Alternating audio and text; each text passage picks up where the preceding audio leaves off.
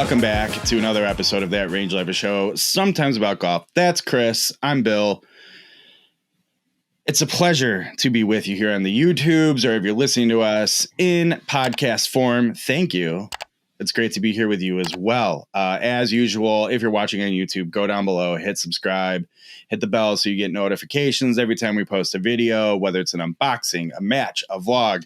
Who knows what we're doing? That reminds me, I didn't give you an update. I've got another 1,000 subscriber giveaway participant from the industry. I look forward to our post-show. That wasn't on our initial list. I think you'll be a little surprised by who it is, too. I realized after our initial list went out, folks, of seeking stuff for the 1,000 subscriber giveaway, about like 6 people we just totally forgot and took. So yeah, I'm thinking maybe that we'll be like, hey, Kris, I already sent out the initial note. Why don't you follow up with them? Because I feel like that's kind of what happened today. It dawned on me like, oh, you know what? I know this person on a somewhat personal level. I'm going to shoot them an email.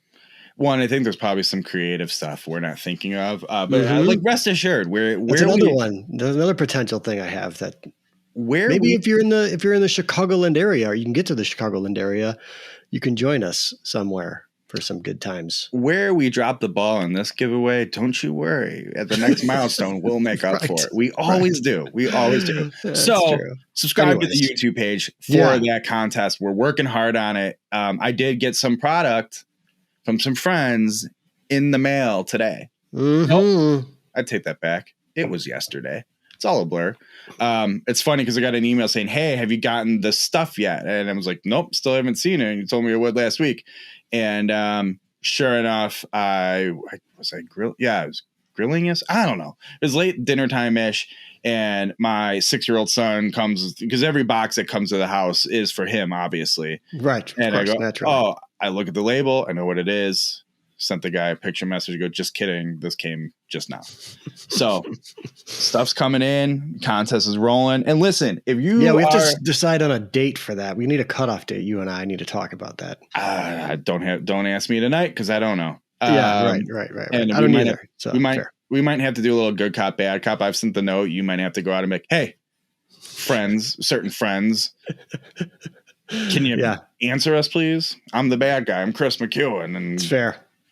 Then they're like, oh, shit. We're used to it from Bill, but when Kris is doing it, too. Right. Anyway, guys, do it. Yeah, podcast do the stuff, okay? Get to YouTube, subscribe, participate. Thank you. And keep reviewing. I say keep reviewing. I don't know if anyone is. And rating the show, all that stuff really helps us a lot. Yeah. Apparently, that's what I'm told. And whatever medium you're let's just say digesting. I was going to say. Tell your friends to jump on board. Tell friends. All right. Thank you, friends.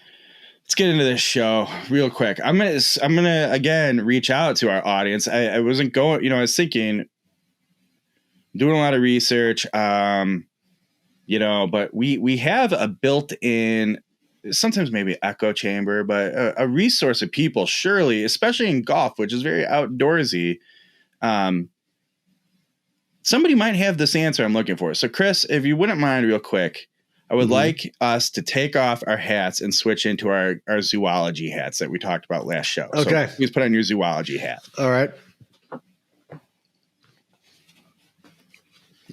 There we go. You ready? Took off my Bears bucket for this, so it better be good. A lot of rave reviews for that bucket hat past week. All right. So I have on this hat. I didn't do the whole the drop down thing that comes, which I thought about, but anyway, shout out Sub 70 for this safari hat to keep my head protected in the sun. As we've discussed on the show, I have my butterfly conservation area in my yard now. Okay? Right.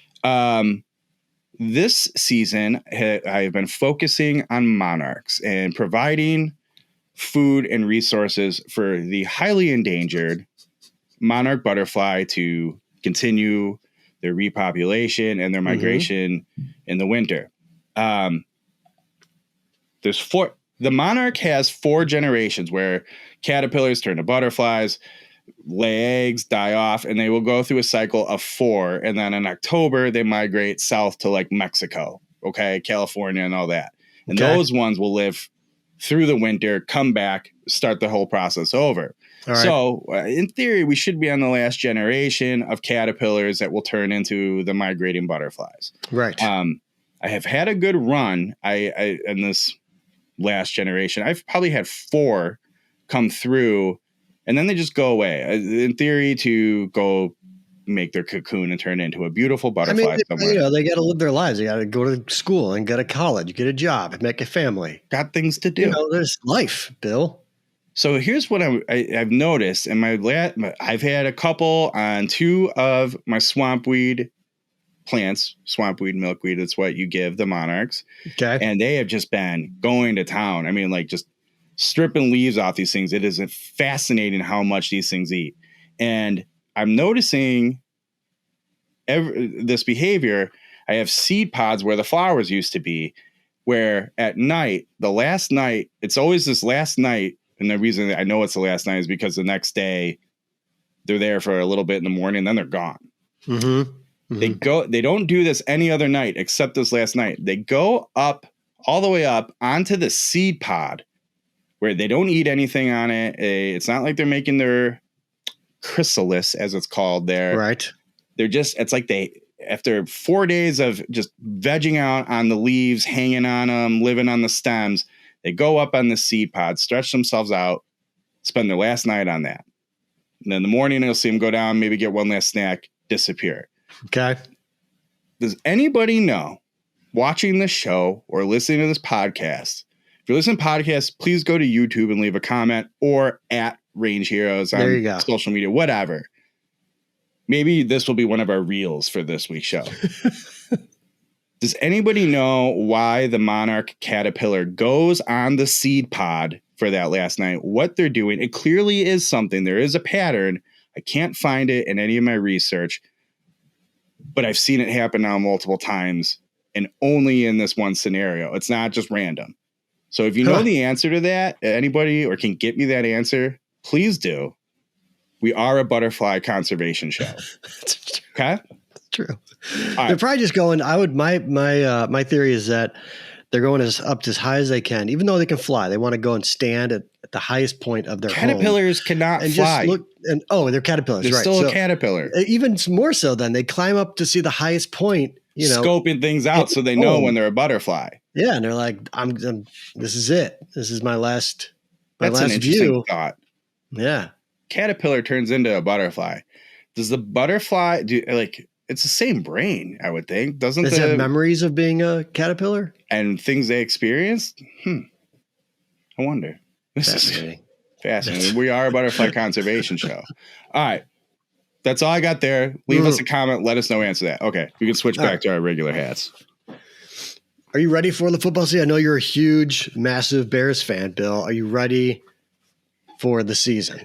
2 things have caught my attention. Justin Fields apparently having a good preseason, and people are speaking highly of him and are excited about him again. So locally, nationally, the Bears are ranked like 30th or 32nd. Well, the Bears are, but aren't people still saying like, yeah, it's a shame that he's on that team? He's showing some signs. It's true. So that's fun. I would, a good sports personality in this town. I always take that. But yeah, big football guy, hike, all that. Omaha. Big football guy. Yeah. Okay. And the Arlington stuff. That's a whole thing, man. Holy cow. Well, it turns out like, cool. I don't really care either way because I don't go down to the Soldiers Field, right? I don't do it. And by all accounts, like I understand tradition, but it's been one of the worst playing surfaces in oh my God. The NFL forever. Did you see that the coaches are now in charge of the grass, which I really appreciate. I really enjoy. I just want to say they have the same problems. I don't know if you're the Wrexham show on Hulu with Ryan Reynolds and Rob McElhenney. It's pretty good. They're having the same field problems, and they're super low level Welsh football team that's borderline semi-pro, not even professional. Yeah. That one of the most highly valued American sports franchises, actually it's not a franchise, it's the whole thing, sports organizations has. Like it's an embarrassment. So it's bad. And it's been this way for ever since they tore the turf out. How dare they go better things for the product at Arlington? Right. You can't even make a field playable for crying out loud. And anyways, there's a good Italian beef place right down the road. Yeah, so that's cool. I am excited to see what they do over there. Why not? Why not? You know. All right. Goodwill Games update. Give me the Goodwill Games update. So, what is, just real quick, Goodwill Games? It's going to be a golf outing of some sort in which you have collected equipment only from Goodwill stores. Goodwill stores. And not just loosey-goosey. Like, I've taken it, I don't want to say fairly serious, but good stuff. I mean, you don't do anything loosey-goosey. You don't do anything. That's not true either. My wife and I had a chat about that before kids going to bed and coming down for the show. And I'm having a lot of self-realization that perhaps we'll say for a non-content making golf round. We'll be like, this is a self-discovery I'm in. This is who I am, huh? Yeah. Those are fun. That's fun. It's like, I can't decide. I wish I realized, I mean, part of it, it's like, I don't think people realized, I think things people realize about people today weren't realized when we were kids, maybe. And for sure. My age group was very much the start of like the overprescribed age group too. So yeah, I think there's, in a lot of ways, I'm like, I kind of wish I realized some things much earlier in my life. And not like the basic, oh yeah, no shit, like drinking too much is bad. Like, oh no, not like that. Just certain traits, almost traits, you know, like, and things that if I understood better, I would have, my life may have been easier in certain ways. That's fine. It's fine. Anyways, Goodwill Games update.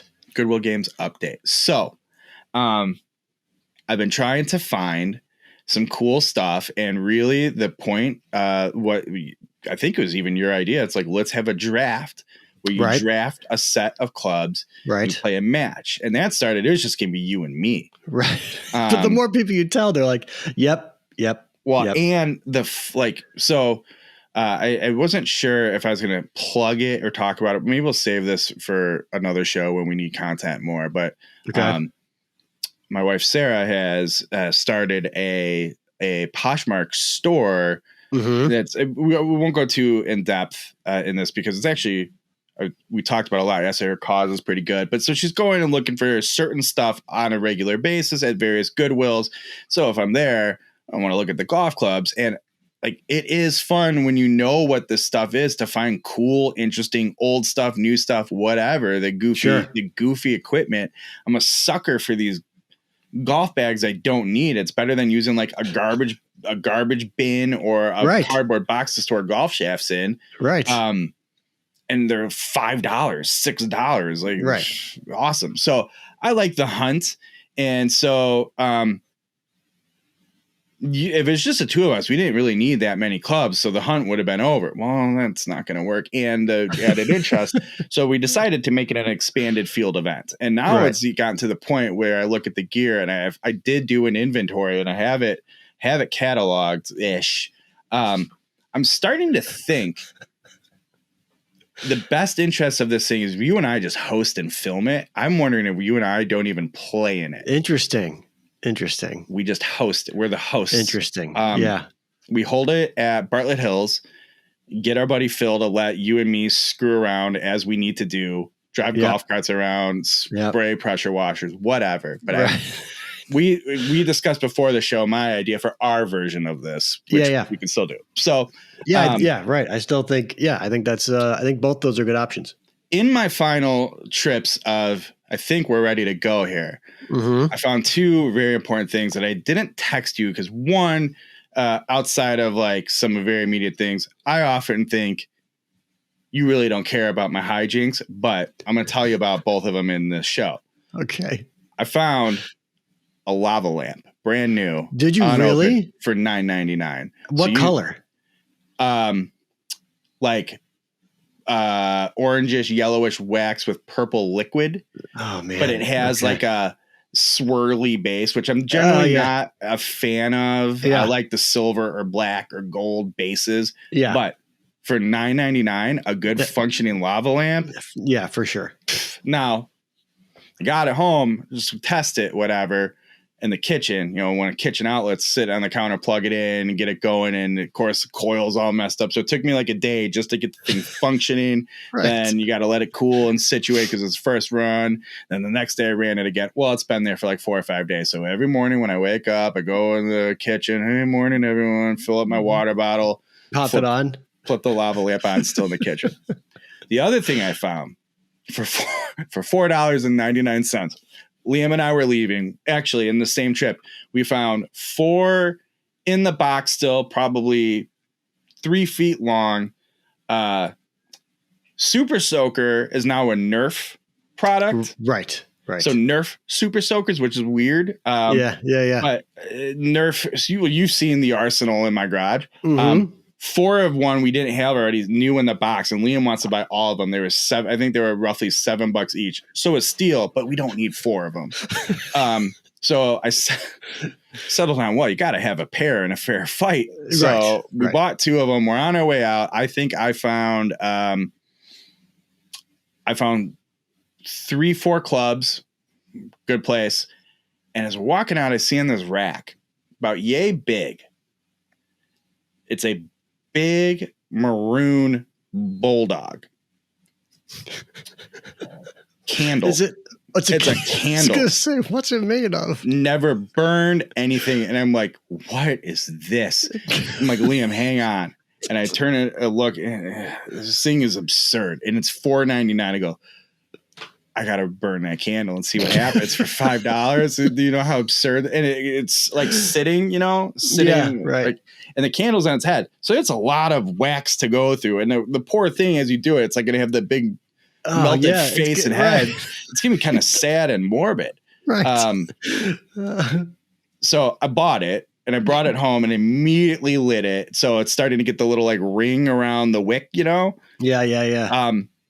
And then as I'm like, does it smell like a bulldog as it burns? No, that would be morbid if it was like burnt fur or something. I wish it did, just for the fun of it all. But as I'm watching that, like, this is crazy. It's a fun conversation piece. I'm looking at it, I text my mom a picture. We go, look what I got at Goodwill today. She's like, that's crazy. Because, that was probably like a $50 candle. Right. I'm not even kidding. Right. And I go, yeah, but $5 and it's going to be kind of funny to see what happens to this thing as it goes. It's so big, blah, blah, blah. And I just go, I can't do it. I can't watch that poor bulldog's face just melt away and think. And plus it's like, it's sitting there on the kitchen counter as well, thinking that's a good place to burn a candle. The amount of people have come in like, what, is that a bulldog candle? Conversation piece. So this $4.99 joke that I figured would be temporary and see how long it take to burn this goofy candle. No, it's a staple in the house now. Right, I will be there forever. My mother-in-law came over today and she's like, that's awesome. I love it. I go, yeah, and it's not going anywhere. It's exactly what everybody needs on their kitchen counter, right? And she goes, right. I don't see why not. So, bulldog candle. All right. Anyway, we got enough clubs. I figure we have a field of roughly 8 people. We could go up to 10. I'd say 10 to 12 if we stretched it, but comfortably can do 8 full bags. There's some gems in there. Like there's clubs in there. I could play in real life. There's some trash in there. I would rather quit the game than play. Right. That's the fun of it. There's some stuff older than someone's dead grandpa. It's great. So, we have the equipment officially. We do need to build our trophy, as you know. Right. And I found, I did see a big giant trophy and other pieces we have. Yeah. And I was like, we can just twist this off and just throw something. I go, no. That's not the spirit of the trophy. So we still have to construct our trophy. But more importantly, I think we have to build our field. Now, who's going to play in the Goodwill games? There's a couple names that are musts. Yes.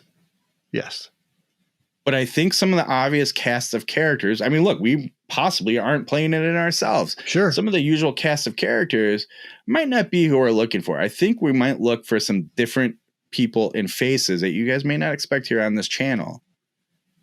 But we got to put together a good field. This is going to be fun. I sort of want to try to get Jason Hyland to play. I assumed he was on the list. He has to be. Yeah. With his history and whatnot. Be like, yeah.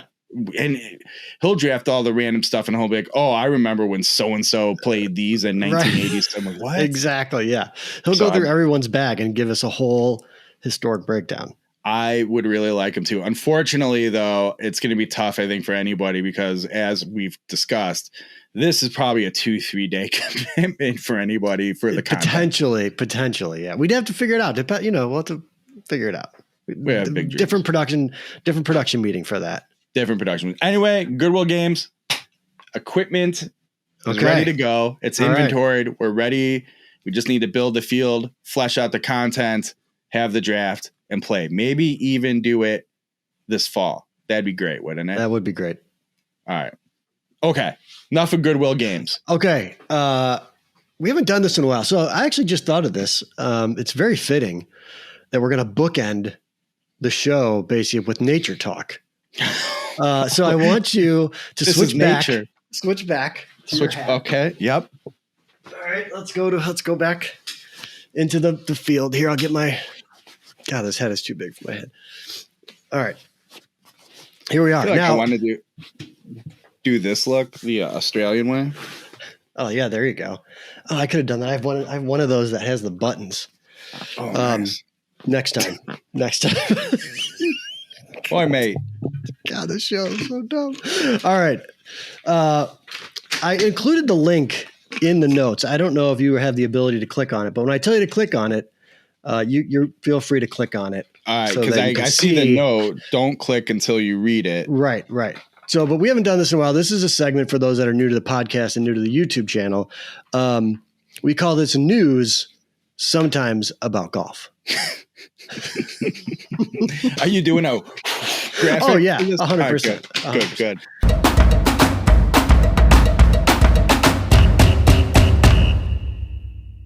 Okay.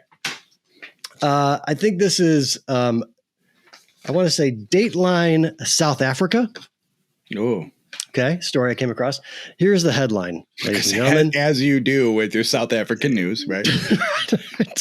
The headline is golfers forced to stop play after lions and hyenas eat dead giraffe on fairway. That is the headline to this story. This is a real story that came across the Newswire here in the studio. Early birds about to tee off at the Skukuza Golf Club in the middle of South Africa's biggest game reserve were warned of a feeding frenzy taking place after an early morning kill. Golfers at the world's wildest course had to stop play until a, quote, hazard was cleared away from the third hole. 2 angry lions, 20 hungry hyenas, and a dead giraffe. So early birds about to tee off at the Skukuza Golf Club in the middle of South Africa. 2 hunting lionesses at the 9-hole. This is interesting. It's a 9-hole, 18-tee golf course. So you play the same 9 twice, but you play at different tees the second time through. I have so many questions. Yes. I mean, that's the least of my questions. So 2 hunting lionesses at the 9-hole 18-tee course, which is unfenced from the wild animals, had brought down a fully grown giraffe on the fairway of the par 5 hole for breakfast. Don't they say giraffes are the one animal that lions can't do anything to? Apparently that's not the case. I mean, what do I? 2 lions.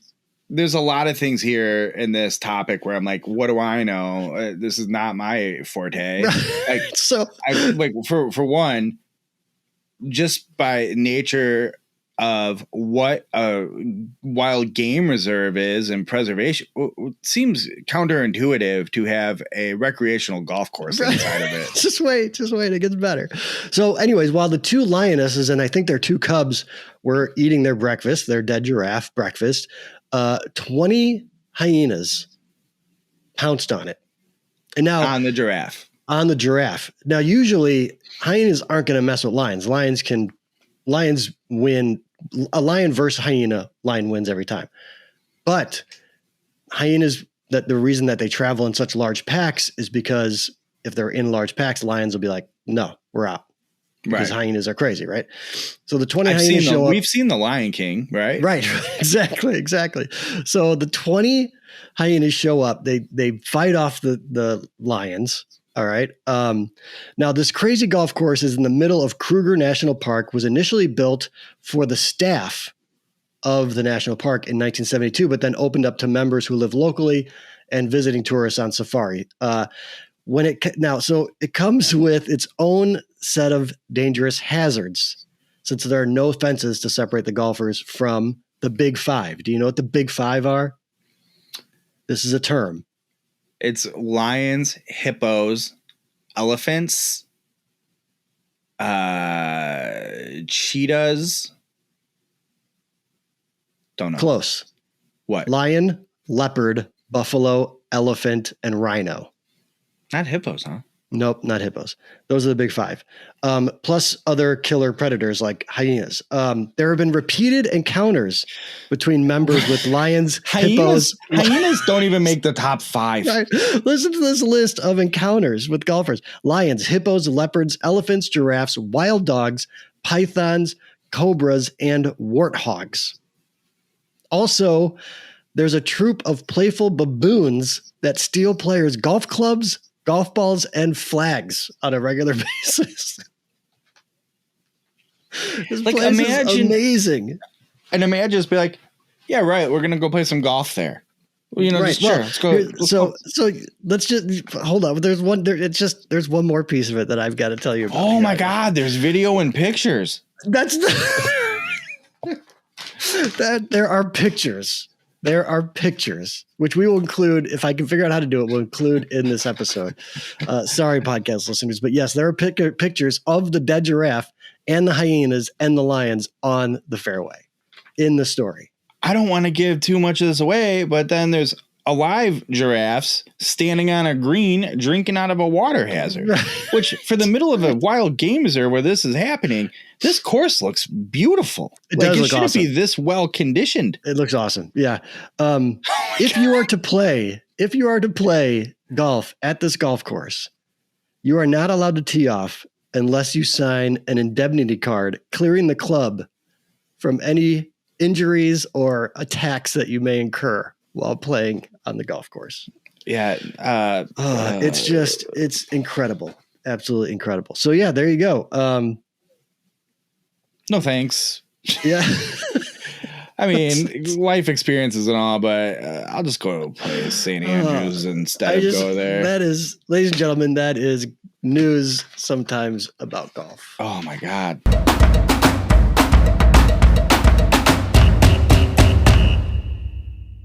That's a great, how does this show go anywhere from that?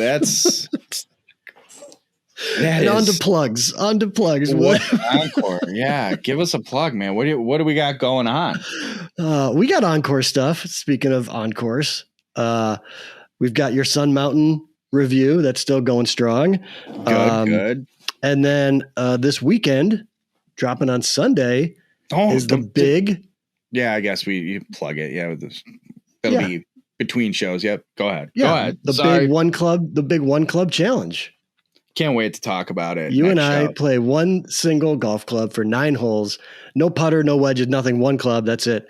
And it was an absolute riot. And we will talk about it. You need to go watch it on Sunday, everybody, because we're going to want to talk about it the following week. So one of the possible contestants of the Goodwill games, I texted, he's